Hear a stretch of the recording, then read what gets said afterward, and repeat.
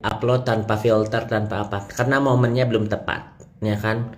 Tapi aku kalau misalnya aku udah janji dan aku udah apa, eh udah membuat statement gitu loh.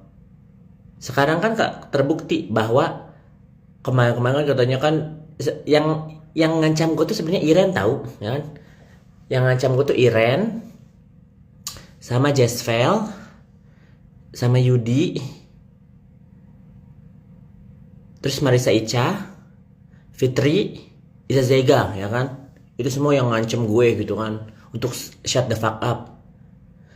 Kalian tuh nggak lupa gitu ya, kalian yang memulai ini, kalian yang fitnah, kalian yang bohong, terus kalian pengen mau ngebungkam gue. Jadinya kan ya lucu ya. Jadi kalau kemarin itu si Isa Zega disamperin sama orang bukan karena gue, karena mulutnya dia sendiri, ya kan? Jadi dia membuat statement, si Isa Zega ini membuat statement kalau aku itu tidak dibayar sama Kak Putri Jimbo, ya kan, ke Indonesia. Mana mungkin uh, si Putri ini bisa membayar Yoke, dia kan kismin, dia bilang gitu kan, gitu. Jadi kalau misalnya dia bilang apa, bikin statement terus disamperin sama orang, sama keluarganya, dan itu fitnah, kok udah disamperin ngeper, ngerti nggak? Ya kan? Kok disamperin sama keluarganya Kak Putri Jimbo ngeper gitu loh. Udah bikin statement. Jadi aku ini ya guys, apa, mengklirkan, si Zazega itu ketemu Putri Jimbo 3 kali guys. Jadi kalau misalnya dia bilang nggak kenal atau apa, nggak tahu, nggak pernah sebut nama, dia itu ke rumah ke Putri Jimbo tuh udah ada 3 kali ya. Sekali sama Talia Oki ya, kedua kali sama gua, yang ketiga kali itu sama Medina. Medina siapa yang punya, Medina Latif ya, gitu loh. Jadi kalau misalnya orang dia kayak, "Ah, aku nggak kenal, nggak pernah tahu juga, nggak pernah nyinggung," kok ngeper gitu loh. Udah disamperin sama keluarganya Kak Putri kok ngeper gitu loh ya. Kalau misalnya emang kalau misalnya emang si Iza Zega ini kuat dan hebat ya, bisa bikin statement ini itu, kok ngeper gitu loh ya. Cucu amat gitu. Tapi itu apa, salah satu strategi sih ya, buat biar nggak panjang gitu. Jadi mendenial ya kan. Oh, itu bukan buat Putri, itu buat teman aku. Temannya aja nggak ada namanya Putra Putri, Putra Putri, ya kan. Bentar ya, gue pasti bakal ngomong jangan banyak, aku off comment dulu. Banyak banyak apa, banyak yang nggak ngerti gitu, karena kan si Ica baru baru speak up kan. Jadi gue harus ngomong dulu nih ya. Kan ini si Isa Zeka kan udah ngomong banyak lebar, udah menghina banyak orang, disamperin ciut gitu, ngerti gak sih, ya kan?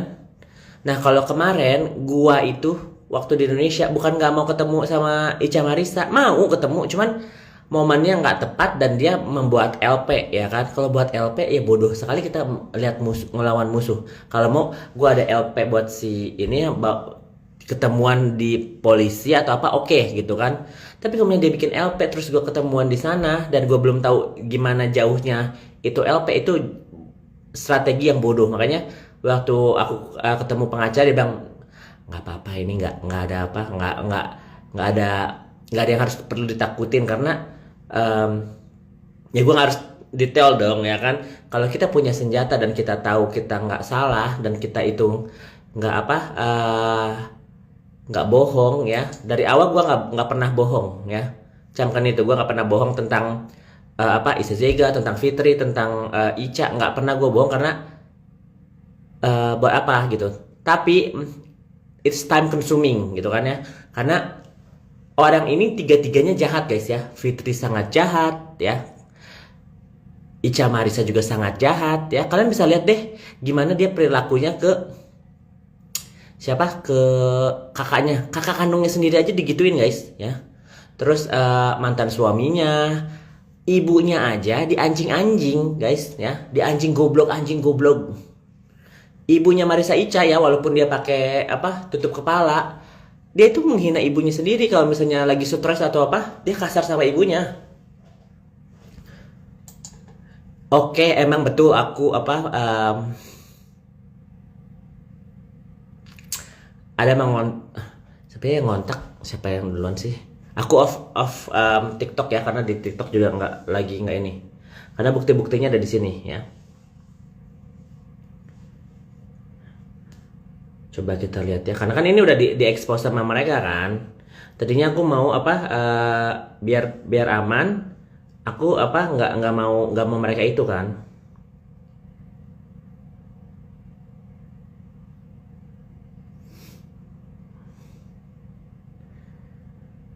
Gitu ya.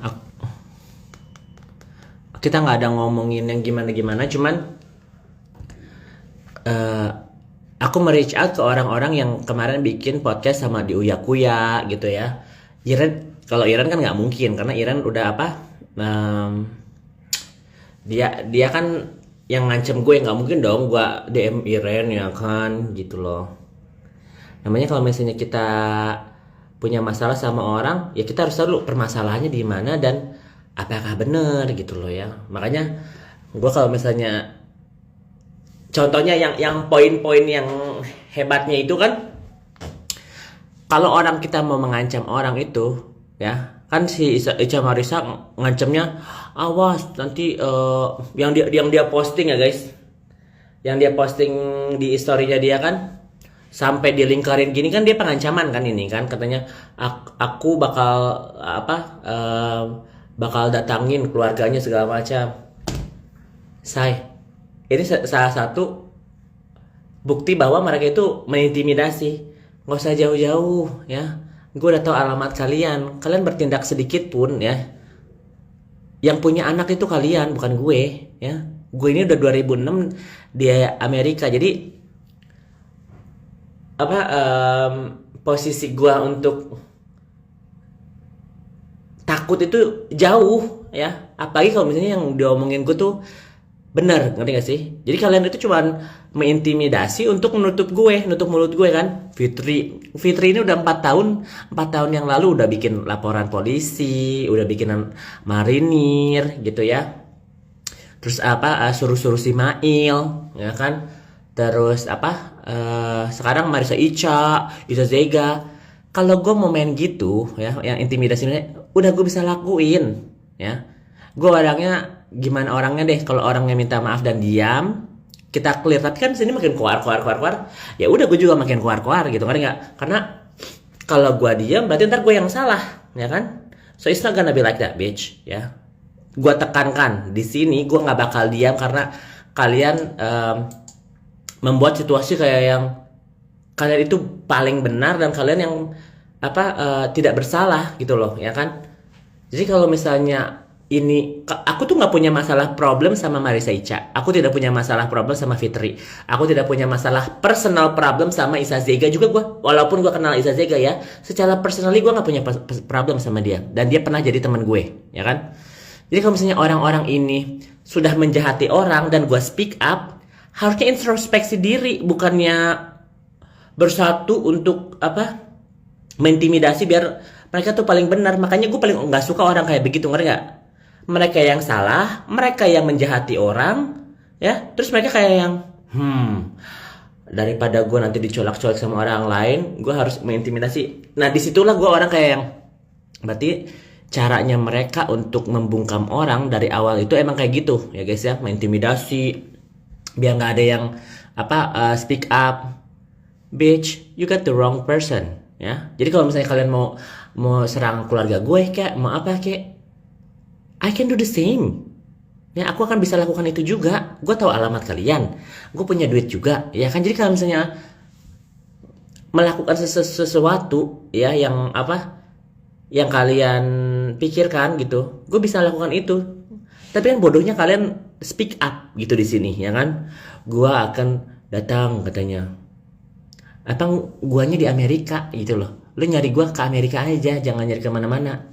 Kalau gue mau nyari lu, Gue mau jahatin lu, yang punya anak kan kalian. Kan nggak mikir ya. Ini orang-orang yang punya anak kecil gitu, jangan sentuh anak saya. Then shut the fuck up. Ya guys, jangan bikin pembelaan, jangan ngejahatin orang. Cukup itu. Ngerti kan? Fitri yang notabene menjahati banyak orang ya, salah satunya ibu kandung dan anak tirinya, terus ngejahatin orang ya. Terus udah begitu, kayak merasa nggak bersalah sedikit pun, ngerti nggak? Udah nggak merasa bersalah, terus ngejolimi banyak orang. Dan kalau orang-orang ini guys dibiarin, nanti banyak ada next korbannya. Kan gue kemarin udah sebutkan sampai 30 orang lebih yang dijahatin sama Fitri, ya kan? Yang terakhir Dinar Candy, Ola Ramran, Nikita Mirzani, ya kan? Itu yang nyata, yang bisa speak up. Yang nggak bisa speak up, guys, gimana? Marissa Ica, ya, korbannya? Nah, salah satu kakaknya sendiri, ya kan? Ibunya, ya kan? Mantan suaminya, ya. Orang-orang di sekitarnya, istri jenderal yang tersakiti, ya kan? Gitu, yang meetingnya Ica Marissa tentang pertonggangan, tapi ujung-ujungnya ditidurin juga, ya kan? Itu kalian nggak merasa kasihan sama ibu-ibu itu, ya? Ini tuh di lingkungan ibu bayang-bayangnya udah geger. Karena apa? Cuman gue yang berani speak up tentang perbintangan, tentang jenderal-jenderal, nggak ada yang berani kan? Padahal, iya aku jangan bilang, ya. Banyak yang mencoba untuk shut me out, guys, ya. Udahlah, jangan urusannya, ya. Gak usah ngomongin si Amel, ya. Mau dia rebut laki orang kek, mau apa, itu bukan urusan lo. Tapi kalian nggak pernah nggak mikirin perasaannya istri-istri pertamanya, ya. Anaknya direbut, hartanya direbut, ya kan, lakinya direbut. Kalian nggak mikir ke sana, ya.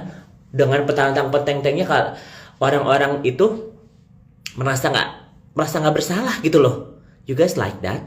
Ya, kalau gue sih sebenarnya banyak orang yang kayak gitu ya guys di dunia ini, banyak. Cuman ini ada